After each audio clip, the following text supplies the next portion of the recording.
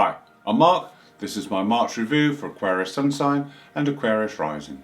We start the month with Mercury in your sign in the first house, making a square aspect to the Black Moon Lilith. So the Black Moon is in your fourth house, so it's a good time to clear the air with family in the home area, and also try and get rid of any negative thoughts that are going around in your head. Then on the second, Mercury makes a positive aspect, this time to the North Node, as in your fifth house of creativity. So this is a good time. Your mind will be open and it will be buzzing, and you may get a message about your future and what you can do to further your aims and goals. Then on the third, Venus makes an aspect to Uranus. So there could be a sudden change in your finances because Venus sits in your second house. So there could be news or something that happens that is out of the ordinary that could give you a boost. Fourth is a busy day astrologically. We have Mars moving into Gemini, your fellow air sign, and your fifth house of creativity. So this is good. This will give you a boost over the next 5-6 weeks. And this will be great for you because you'll be able to put a lot of energy into the creative side of life. Also on that day we have the Sun making a positive aspect to the Black Moon Lilith. So we have the second and fourth houses in action here. So this is your finances and it's surrounding the home as well. So there could be some good news surrounding finances in the home. Also you'll be able to see clearly what you need to do because the Sun will shine a light and on the shadow side of the Black Moon. So you better see what needs to be done, what action you need to take to make things run smoothly now. And then the last aspect on that day is a conjunction between Mercury and Jupiter. This is in your first house. This is very beneficial as well. You can now see things in a different light. You can maybe see old problems in a different way, and you can make improvements now.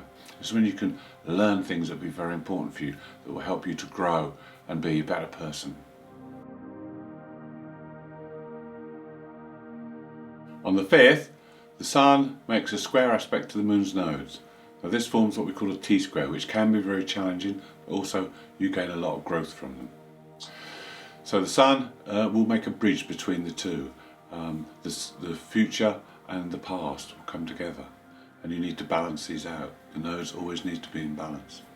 Now the South Node is in your 11th house, the house of friends and associates, and then the North Node is in your house of creativity. So we need to see how you can use your past experience now with people to put it to good use creatively heading forward in the future. And this connects in with your finances. So this is how you're going to make money in the future. There could be a clue come up. There could be something come up now that will direct you in the right direction or on the right path. Also on the 9th, Venus makes the same aspect, and Venus is also in your second house of finances. So again, through relationships you can improve your financial situation, but use your creativity, use your imagination to think up new ideas and to push forward towards that North Node. The emphasis on Pisces and the second house continues, so your finances will be highlighted again between the 10th and the 13th. This time we have a conjunction of the Sun and Neptune on the 10th and a conjunction of Venus and Neptune on the 13th. And also on the 13th we have a new moon in Pisces. So there's a lot going on, a strong emphasis on the financial side of things and on your self-worth, your esteem. So what do we want to do here? Well, we want to come up with inventive, imaginative ways to improve your financial situation. We have the need to rearrange things, perhaps look at things in a fresh light, so see where you can make changes and be more inventive. You've got the second house, which is the house of Taurus, which is very earthy but also very fixed. So you need to bring in the Pisces, the fluidity of water, to be flexible and to look at different options and try different things and see what works. It's a good time because you'll be more compassionate to others. It's a good time for helping other people as well, and it's great for any spiritual pursuits. You'll be able to align yourself with your spiritual goals and your material goals can be aligned together, so they work together and flow well together. On the 16th, there's a chance to do some inner work. We have the Sun making a positive aspect to Pluto's in your 12th house, so here you can connect with the unconscious and make sure that your goals, your unconscious desires and goals are in line with your conscious ones. See if you can balance them up. It's also good to do a bit of internal spring cleaning. Try and get rid of negative thought patterns or negative habits that are holding you back, and try and develop new ones that will be in keeping with where you're going and who you are now. It's kind of like a personal transformation of the unconscious that needs to be going on. Then on the same day, Mars makes a positive aspect to Chiron. The Mars is now in your 5th house, the house of creative expression. Chiron's in the 3rd house. So now you have to see how you express yourself, how you verbally express yourself with Mars, and especially looking at anger and assertiveness. See, with Chiron in the 3rd house, he can help you heal the mind. Now what you've got to look at is, do you say what you think, or do you say something completely different to what you're actually thinking? Are you pleasing people, just telling them what they need to hear? You need to work on this now. How do you assert yourself? How are your boundaries? And how do you say no? Do you easily say no to people, or do you find it difficult to say no? Chiron can help you work on all these issues now.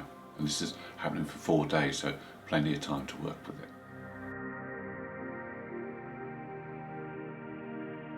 On the 18th, Venus makes the same aspect to Pluto as the Sun did a few days earlier. This time there's an emphasis on your desires, your unconscious desires. See if you can find out, delve into them and see if you can find out whether they're matching your conscious desires. Is the inner world matching the outer world? Also, this could have a link with relationships as well, because there's a strong intensity of emotions with Venus-Pluto.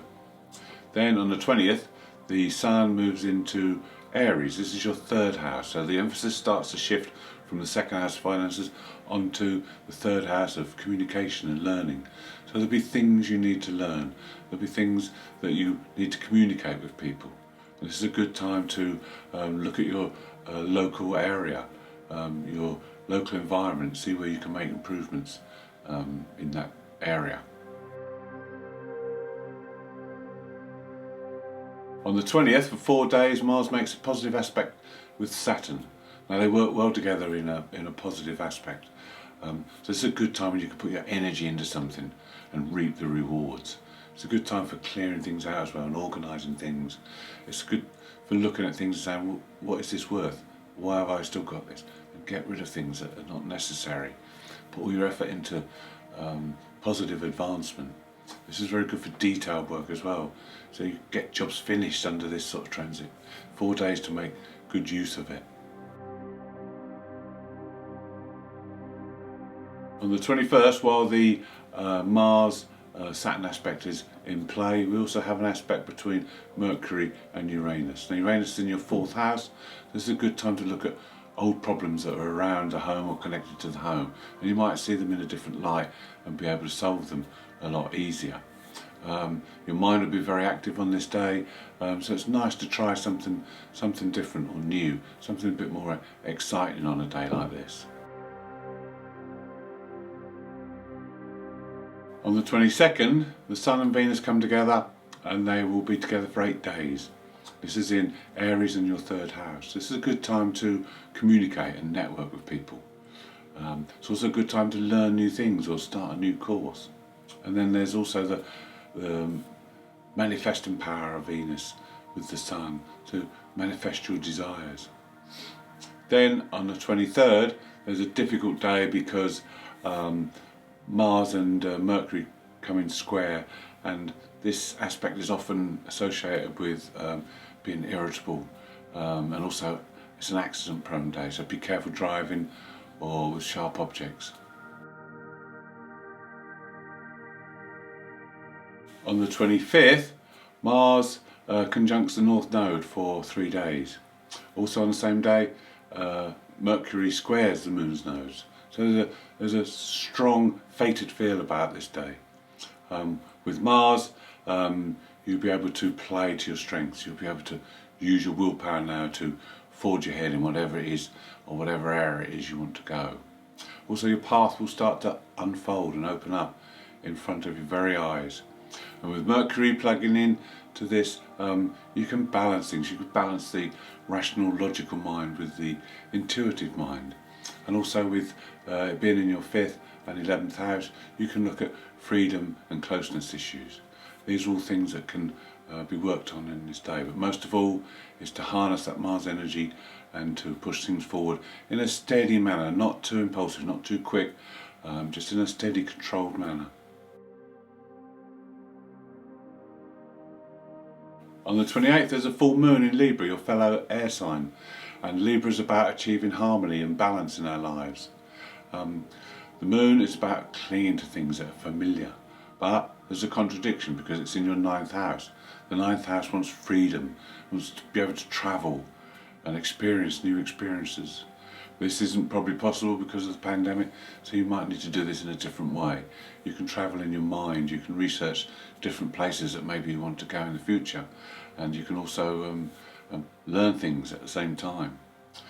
The moon is opposite the sun, who is conjunct Chiron and Venus all on the same day. So there's a healing element to this moon. With the sun, Chiron, there's the ability to turn a wound or a past hurt into a gift. With Venus, Chiron, you need to open up your heart and see what's inside. If there's any hurt feelings or wounds there, they need facing and healing as well. Teaching is brought to the fore in this full moon as well because it's in your 3rd and 9th house. So you could come in contact with a teacher now who could teach you something valuable for the future. Or on the other hand, it could be you. You could be teaching someone else.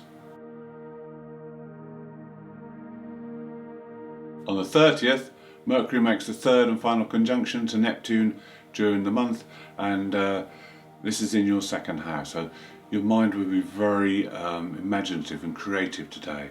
So you may be able to think up new ways of making money. Also, it's very good for spiritual pursuits and meditation. On the 31st, the last day of the month, the Sun and Venus makes a positive aspect to Saturn in your 1st house. So now you can really get things done. You can get on and sort things out, organise things. It's a good day for doing detailed work, maybe looking at your financial plan. Just a great day for getting on and doing things, and make the most of it. Thank you for watching. Hope you've enjoyed the video. If you'd like to see more, please subscribe. If you'd like to leave me a comment, I'd be glad to hear from you.